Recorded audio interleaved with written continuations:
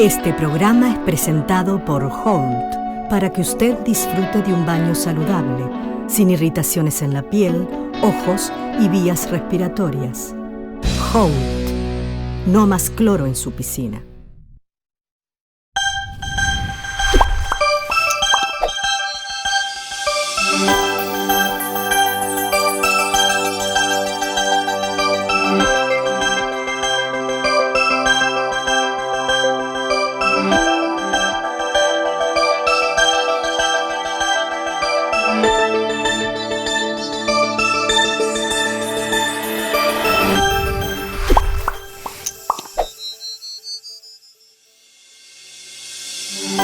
Nuevamente estamos aquí juntos para hablar de salud.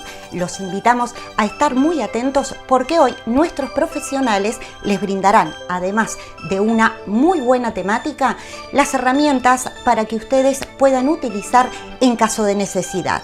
Comenzamos esta edición con el doctor Juan José Almaraz, a quien consultamos sobre la importancia de la lactancia materna y cuál es la forma correcta de alimentar a un bebé. El cómo alimentar a un bebé es una pregunta muy interesante. Siempre decimos que vamos a alimentarlo de manera frecuente con leche humana, puesto que la leche humana se digiere más fácilmente. ¿Qué es tan frecuente? Puede ser entre hora y media, se calcula que en 90 minutos se habrá digerido prácticamente el 80% de la leche humana en el estómago de este bebé, y puede alargarse hasta 4 horas la siguiente toma, dependiendo de qué tantos elementos contenía justamente esa toma. Si tenía más grasa, va a ser más alargado el periodo en que volverá a pedir. Este método, que llamamos de libre demanda, es el método ideal para alimentar a un bebé. Las posiciones y técnicas para alimentar a un bebé al pecho, con leche humana, por supuesto, son variadas. ¿De qué depende? El punto más importante es que siempre la boca del bebé esté a la altura del pezón y areola de la mamá, de tal manera que puede ser la clásica posición que llamamos de Madonna, donde mamá carga a su bebé sobre su regazo y gira el cuerpo del bebé para que coincida la boca hacia el pecho. Esa es la más conocida, pero hay otras posiciones, por ejemplo la que se recomienda cuando la mamá ha tenido una cesárea, donde los bebés van con los pies por debajo del brazo y la cara de frente a la mamá. A esa posición la llamamos la posición de balón de fútbol americano, que es como el corredor lleva el balón de fútbol americano, literalmente. Puede ser acostados los dos, de lado, pero siempre frente a frente y a la misma altura. Muy importante recordar que el bebé debe abrir completamente la boca para que pueda tomar pezón y areola y no lastime, creando una fisura o grieta en el pezón. Es importante saber cómo retirar al bebé después de que ha terminado la toma o que ha terminado de comer. Recordemos que la succión del bebé crea una presión negativa dentro de su boca respecto al pecho de la mamá, al pezón y a la areola. Si lo queremos desprender tal cual, quitándolo, va a crear una grieta porque literalmente arranca el tejido. La técnica a seguir es jalar la comisura labial hacia afuera para permitir que entre un poco de aire. Eso rompe el vacío y es muy fácil entonces desprender al bebé del pezón. Después de haber alimentado al bebé, al haberlo separado ya del pecho materno, podamos favorecer que expulse el aire deglutido. Un bebé que ha sido alimentado al pecho en general deglute poco aire. ¿Por qué? Porque el sistema es bastante cerrado, a diferencia de cuando se alimenta con un biberón. Sin embargo, sí existe esa pequeña posibilidad. Es muy importante entonces moverlo. Realmente para favorecer la expulsión del aire hay que mover, es un principio físico. Hay un líquido dentro que contiene una burbuja. Si lo agitamos brevemente, y para eso es el movimiento, expulsará el aire más fácilmente. Esto es muy importante para evitar que regurgite la leche que ha tomado. Presenta Casmu. Elegí lo mejor para vos y los tuyos. Casmu, estamos para cuidarte. La doctora Rita González nos dice hoy por qué es importante mantener en equilibrio la flora intestinal, especialmente para aquellas personas que padecen de síndrome de intestino irritable. Cuando la persona tiene un empuje de síndrome de intestino irritable, su intestino empieza a funcionar mal. Desde el punto de vista de la motilidad, donde se ve alterada, que tiene estreñimiento o lo contrario, puede tener diarreas también. Se distiende, se hincha, todo lo que come le cae mal, siempre tiene sensación de que todo lo que come la llena demasiado y empieza a elegir qué comer, y cuando quiere acordar tiene muy pocos alimentos para comer. La hidroterapia de colon funciona en el síndrome de intestino irritable desde la higiene del intestino, porque en el intestino irritable hay un desequilibrio de la flora intestinal que hace que se produzca mucha acidificación y exceso de bacterias que sí tienen que estar ahí, pero no en la proporción en que se encuentran cuando están en un empuje, que hay un sobrecrecimiento bacteriano. Con la hidroterapia de colon lo que hacemos es poner al intestino otra vez en condiciones. O sea, al entrar el agua y eliminar las sustancias tóxicas, los productos que se producen por la fermentación, el ácido, hace que se elimine todo eso y que podamos recuperar otra vez el equilibrio de la flora. Algunas personas pensarán, bueno, pero si tomamos un probiótico, sea farmacéutico o sea natural, ¿podemos equilibrar la flora? No, error. No se puede equilibrar la flora si el intestino no está limpio, porque estamos poniendo bacterias buenas en un lugar donde hay un exceso de otras bacterias que por competencia las elimina y no cumple la función que tenía. Es como querer sembrar en un terreno que no está preparado. Así que las personas que tienen síndrome de intestino irritable pueden favorecerse tanto durante el empuje para cortarlo, como también para prevenirlo. Cuando empieza con los primeros síntomas, inmediatamente se hace la hidroterapia de colon y el empuje se corta. No llega a desarrollar el cuadro completo. Este programa es presentado por Holt para que usted disfrute de un baño saludable, sin irritaciones en la piel, ojos y vías respiratorias. Holt. No más cloro en su piscina. Cuando estamos transitando por un proceso inflamatorio es cuando más debemos ocuparnos de nuestra alimentación. La doctora Jacqueline Morales nos dice hoy cuáles son los alimentos indicados para este proceso. Dentro de los alimentos que nos tenemos que alejar, que a mis pacientes yo les digo, alimentos amigos y alimentos enemigos, los enemigos son, pongan atención, leche. Produce inflamación. Si usted está inflamado, no tome leche. Y si toma, muy poca y tiene que ser deslactosada o semideslactosada. Harinas. Aléjese de la harina, sí, de la harina de trigo, puede ingerir otro tipo de harinas. No al tomate, a la berenjena, al morrón. Y tampoco elementos que puedan consumirse como las carnes rojas, acérquese más a los pescados azules o el pescado en general. Y con respecto a los alimentos amigos, tenemos la gelatina, que sea dietética porque colabora en nuestro organismo a alejarnos de los azúcares refinados e irnos hacia la parte de frutas, verduras o a la stevia para endulzar o a la miel, ¿verdad? Que son elementos muy ricos y que no nos producen elementos tóxicos para nuestro organismo. En otra oportunidad vamos a dedicarnos específicamente al azúcar y el daño que hace cuando ingresa a nuestro organismo en el metabolismo, que nos saca enzimas y no nos aporta.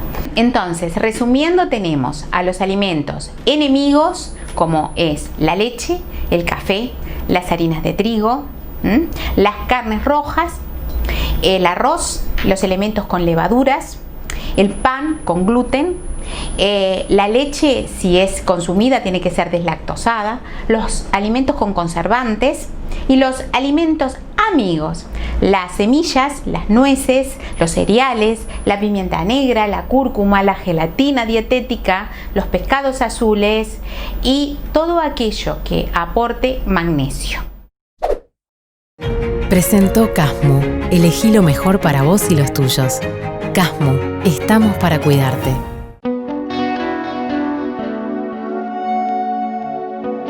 Tengo el cabello natural, suave y la piel tan fresca. Hold. No más cloro en su piscina. Habíamos decidido cerrar por un tiempo y solo atender urgencias. Hoy decidimos abrir. con más controles y protocolos de los recomendados. Círculo Láser abre sus puertas para que vos abras las ventanas del alma. Círculo Láser abre. Círculo Láser, primer sanatorio de ojos del Uruguay. 2411-2000.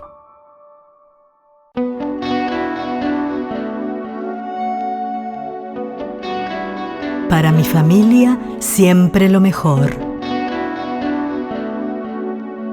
Hold. No más cloro en su piscina. Presenta Casmu. Elegí lo mejor para vos y los tuyos. Casmu. Estamos para cuidarte. Las personas que no duermen bien, si no se tratan, pueden tener consecuencias muy graves. Y es por eso que consultamos a la licenciada en psicología Fabiana Pérez sobre el insomnio. Las personas que no duermen bien pueden llegar a tener consecuencias muy graves por esto de no dormir. Tenemos dos tipos de insomnio, para que le quede claro a todo el que está escuchando, que es el insomnio de conciliación. Ese insomnio tiene más que ver con la ansiedad, porque es muy importante para efectos del tratamiento, y el insomnio que es de despertar precoz, que normalmente la persona se va a despertar todas las noches 2:30, 3 de la mañana, sin ningún motivo. Se va a despertar a esa hora, le va a costar muchísimo dormirse o quizás puede quedar despierta toda la noche. Manejando esto tenemos que darnos cuenta a tiempo, porque después de 10 días que alguien está con insomnio, cualquiera sea, a veces se combinan, a veces son los dos, cuesta conciliar el sueño y después hay un despertar precoz, que el despertar precoz más que todo tiene que ver con angustia y con depresión. Antes de 10 días puede ser tratable y la persona puede regularizar el sueño, puede tener todos los consejos que tienen que ver con la higiene de sueño, el apoyo psicológico, detectar las causas de este problema y allí volver a retomar un sueño normal. Mientras tanto, no va a ser muy difícil que alguien pueda curarse del insomnio, puede cronificarse y sería una pena. Cuando se vuelve crónico, luego se puede tener que recurrir a los medicamentos y ni siquiera los medicamentos naturales van a hacer efecto, se van a tener que recurrir a los psicofármacos y la idea es detectar el problema a tiempo. Cuando decimos a tiempo es cuando la persona empieza a tener, vuelvo a decir, problemas para dormir o empieza a notar que se despierta en la noche y entonces si 2 o 3 noches se despierta, que se fije la hora, se está despertando entre las 2 y las 3 de la mañana, eso ya es un indicador de insomnio para tratar. Por eso es muy importante que usted tenga claro estos conceptos, que sepa realmente lo que es el insomnio y ante el mínimo síntoma, ante la mínima dificultad para dormir o despertarse antes de la hora deseada, consulte a un profesional. Hold. No más cloro en su piscina. En general, no le damos demasiada importancia cuando tenemos diarrea, hecho que no es el correcto, ya que las diarreas pueden ser virales o bacterianas. Sobre este tema nos habla el doctor Miguel Morales. Las diarreas agudas son causadas generalmente por alguna infección. La mayor parte de las veces, 70% de las veces, es por una infección por virus, un 20 o 30% por bacterias y un número menor por parásitos, que pueden ser amibas, lombrices, etc. Y hay un pequeño grupo de pacientes que nunca llegamos a hacer el diagnóstico y le ponemos de causa desconocida. Algunos de estos casos pudiera ser por la toma de algún medicamento que pueda producir diarrea. Los geles para tratar gastritis tienen magnesio y eso produce diarrea. O el tomar algún tipo de laxante también, de manera que el paciente no sepa, puede producir una diarrea aguda. Bueno, pero las diarreas principales son bacterianas o virales. Cuando tenemos una diarrea acuosa y vamos al baño 2 o 3 veces al día y al segundo día se nos quita, pues obviamente no hay necesidad de ir con el médico, no hay necesidad ni de tomar medicamentos. Lo único que tenemos que hacer es cuidar que no nos deshidratemos, eso es importante.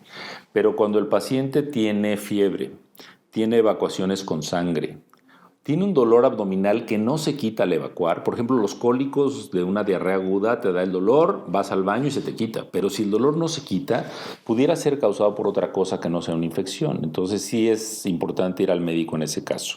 Decíamos con diarreas con sangre también, porque puede ser causado por algún microbio especial o puede ser causado por otra cosa que no sea una infección bacteriana. Y en pacientes que tienen que están inmunocomprometidos o que tienen problemas con su sistema inmunológico, le hace pacientes que estén tomando cortisona o esteroides o inmunosupresores por cáncer, o en pacientes en quimioterapia, o pacientes con HIV, o en niños muy pequeños o en ancianos, entonces sí es necesario llevarlos al doctor.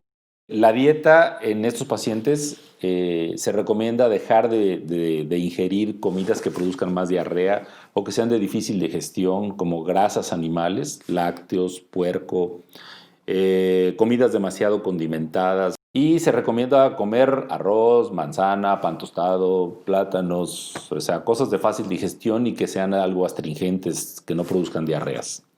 Esas serían las medidas generales. Hay algunos pacientes en los cuales es necesario utilizar tratamientos sintomáticos para la diarrea, o sea, antidiarreicos. Evitar diarreas agudas es un problema de salud pública, es muy importante. Y lo más importante de esto es la dieta y las medidas higiénicas. Hay que lavarse las manos antes de comer y después de ir al baño. Hay que evitar comer en lugares que no sean muy sanos, digamos, puestos de la calle, o que no estemos seguros de la higiene con la que se preparan esos alimentos. Hay que evitar comer mariscos crudos o carne cruda o verduras crudas, porque eso también aumenta el riesgo de tener este tipo de infecciones bacterianas o virales y producir una gastroenteritis aguda.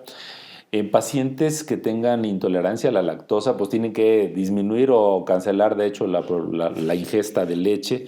O en pacientes que toman medicamentos para alguna otra enfermedad que puedan producirles diarrea, pues es tratar de evitarlo lo más posible. Este programa es presentado por Holt, para que usted disfrute de un baño saludable, sin irritaciones en la piel, ojos y vías respiratorias. Holt. No más cloro en su piscina. El doctor Antonio Balatti se dirige hoy a aquellos hombres que hacen uso y abuso de proerestógenos para solucionar, automedicándose, su problema de sexualidad. Bueno, referente a la famosa pastillita azul, que no vamos a decir el nombre comercial de las más famosas, hoy en el mercado hay varias, que el compuesto es el sildenafil, que es de venta libre. Lo que provoca esa medicación es una vasodilatación a nivel de los cuerpos cavernosos, llegando a un mayor flujo de sangre y con eso mejorando la erección. Pero lo que nos debemos plantear de inicio es por qué esa medicación me solucionó un problema. ¿Qué quiere decir eso? Que algo estaba pasando en mi cuerpo, sea hormonal, arterial, metabólico, una enfermedad oculta, muchas veces una diabetes, alteraciones del colesterol, que la pastilla me dio una mejor respuesta a nivel sexual. Entonces, el continuar con esa práctica sin un control o sin un tratamiento con un médico que busque el real problema puede acarrear muchos problemas a posteriori. Por ejemplo, los hombres, lo primero que comenzamos a perder desde el punto de vista sexual y que muchas veces no le damos mucha importancia porque no tenemos conocimiento, son las erecciones espontáneas matinales. Y luego, si no se trata, a cabo de 2 años comienza realmente el problema propiamente de la erección. Y ahí el hombre comienza por un amigo, por el farmacéutico, porque le recomendaron a tomar la pastillita azul. Esa vasodilatación que le genera el proerectógeno le va a prolongar el problema que ya venía 2 años oculto, ahora le dio síntoma y con la pastilla lo puede prolongar 2 a 3 años más. Pero esa causa, cuando es vascular, esa misma arteria puede estar en el corazón, puede estar en el cerebro y en otros sectores del organismo que pueden taparse y el paciente puede debutar con un infarto cardíaco, con un accidente cerebrovascular. Más allá que muchas veces estas pastillas tienen contraindicaciones absolutas en su indicación. Por ejemplo, en un paciente cardíaco que toman nitritos, que son vasodilatadores, puede provocar una severa hipotensión y muchas veces generarle daños severos, hasta incluso paro cardiorrespiratorio. Presentó Casmu. Elegí lo mejor para vos y los tuyos. Casmu, estamos para cuidarte. La doctora Mónica Saldaña, pediatra de la Unidad de Quemados de ACE, nos brinda recomendaciones para evitar quemaduras en los niños. En estos últimos meses hemos visto muy incrementado el porcentaje de los niños quemados que ingresan e incluso de los que se atienden en policlínica. Vemos quemaduras por el agua del termo, que muchas veces se deja destapado o mal tapado y en lugares que estén al alcance del niño. Y la jarra eléctrica es otro artefacto que últimamente vemos que es causa muy frecuente de quemaduras porque los niños enganchan el cable, porque no están sobre superficies que sean firmes, entonces se vuelcan y se queman. Lo otro es en la preparación de los baños de los niños. Cuando uno no tiene agua de termofón, en el bañito se debe poner primero el agua fría y luego se agrega el agua caliente, porque los niños muchas veces, ansiosos por meterse en el bañito, van y le pusieron el agua caliente, la madre se descuida, va a buscar el agua fría y se meten ahí. Esas son las causas más frecuentes, pero también tenemos otras causas como las quemaduras por fuego directo. Algunas ocurren durante incendios, pero muchas otras ocurren porque los niños, imitando a los adultos, tiran productos que son volátiles como nafta, queroseno, alcohol para avivar el fuego.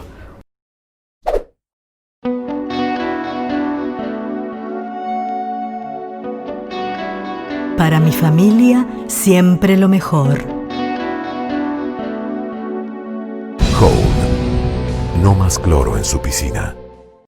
Debido al ritmo de vida que llevamos hoy, con la especialización que requiere cuidar una persona enferma, es que DAME, Servicio de Acompañantes, ofrece una solución integral y profesional al cuidado de sus seres queridos. Asóciese a DAME y va a estar en buenas manos, hoy y siempre. En los momentos difíciles, estamos nosotros. 0800-8950. Empresa certificada bajo la norma de calidad ISO 9001-2015. DAME, Servicio de Acompañantes.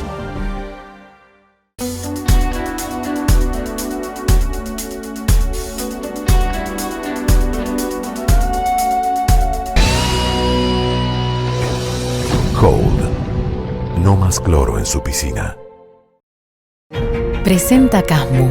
Elegí lo mejor para vos y los tuyos. Casmu, estamos para cuidarte. Los niños tienen derecho a decir que no cuando nos van a dar un abrazo o un beso.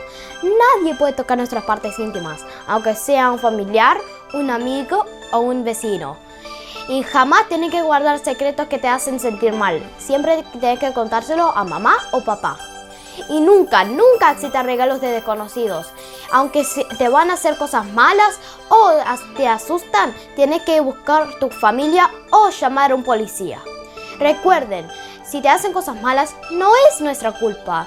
Siempre tenemos que contárselo para que nos pueda proteger. Nos han consultado sobre el agrandamiento de pechos en el hombre, si esta patología es frecuente, cuáles son las causas y si siempre es necesaria una cirugía. Para responder a estas interrogantes consultamos a la doctora Gabriela Novel. La ginecomastia es un motivo frecuente de consulta y es la patología en el hombre por aumento de glándula mamaria en la región pectoral. Cuando hablamos de esta patología, es fundamental que el paciente sepa que se puede tratar, que es de resolución quirúrgica y que tiene muy buenos resultados. La ginecomastia habitualmente comienza en la pubertad y es fundamental que el paciente descarte antecedentes patológicos que generen esta patología, o en el caso de que sea sin una base patológica previa y que no tenga el síndrome Klinefelter ni ninguna patología oncológica, este aumento de glándula mamaria se puede tratar mediante un tratamiento quirúrgico. ¿Cuál es el tratamiento? Bueno, se realiza habitualmente mediante anestesia general, empleo quirúrgico, en condiciones de asepsia. Se realiza mediante un abordaje hemiareolar inferior y se realiza lo que es la mastectomía de la glándula mamaria del hombre. Habitualmente lo más frecuente es que no requiera de la resección de piel, solo con la resección de la glándula ya se logran muy buenos resultados.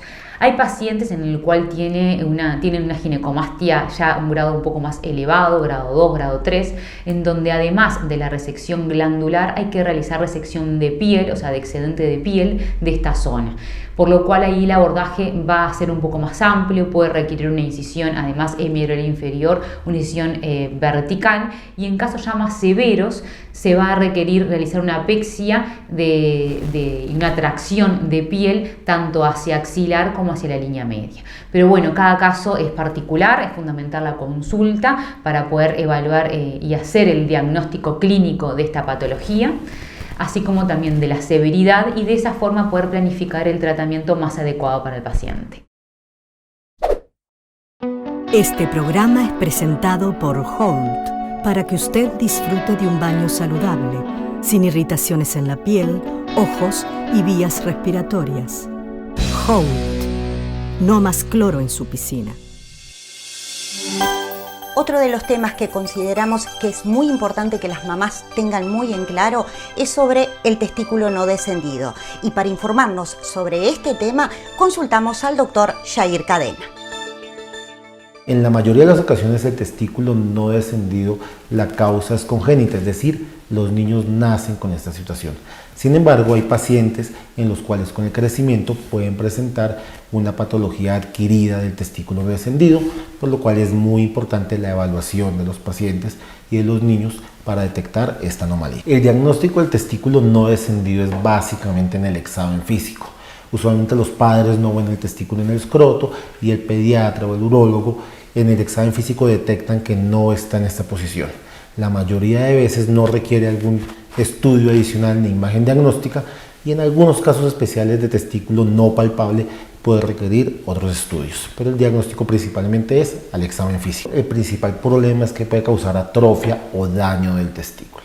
Por lo tanto, hay que corregirlo rápidamente para prevenir ese daño. Recordemos que los testículos tienen una función muy importante en la producción de testosterona y en la fertilidad.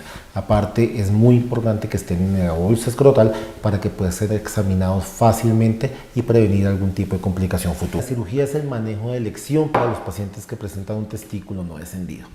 En algunos pacientes recién nacidos podemos dar una espera hasta 6 meses para que el testículo descienda de manera espontánea. En el resto de casos, lo indicado es el manejo quirúrgico. Este se puede hacer por una vía abierta o por una vía laparoscópica, dependiendo de la localización que tenga este testículo. Presentó Casmu. Elegí lo mejor para vos y los tuyos. Casmu. Estamos para cuidarte. Nuestra asesora en odontología, la doctora Laura Sánchez, nos dice hoy cómo solucionar las sonrisas gingivales, aquellas sonrisas que muestran más encía que dientes.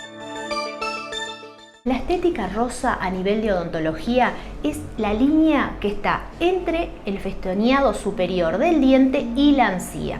Es fundamental para lograr una armonía, que esa línea esté en todos los dientes a la misma altura. Nosotros logramos eso a través del láser, dibujando tal cual con un lapicito, como quien dibuja un nuevo festoneado en la encía. Si nosotros no realizamos un remodelamiento gingival, o sea, el nuevo festoneado para el paciente, le quedaría un diente más alto, un diente más bajo, y eso visualmente no logra los resultados estéticos que estamos buscando.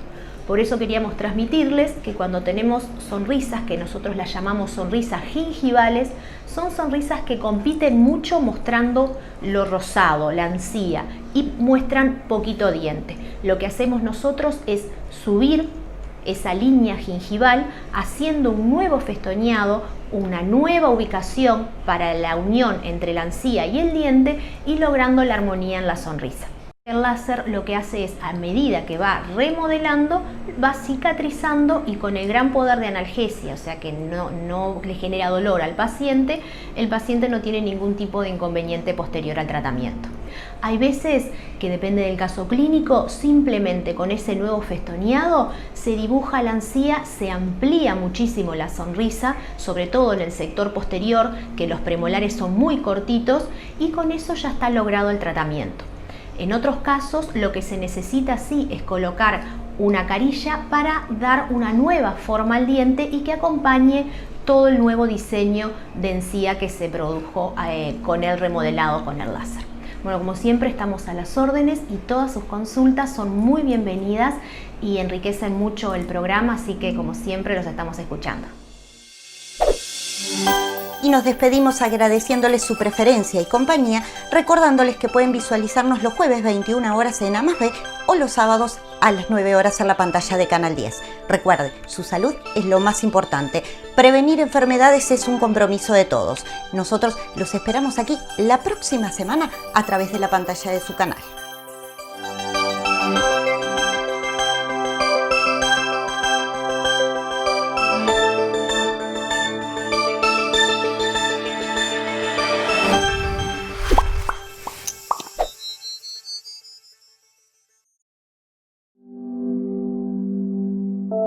La vida es muy linda, y más cuando vivimos cada día de la mejor manera. Y aunque en cada rincón se esconde algo malo, sé que al final lo bueno va a ser mejor. Llegar más allá del cielo es un sueño, donde la luz resplandece en la inmensidad.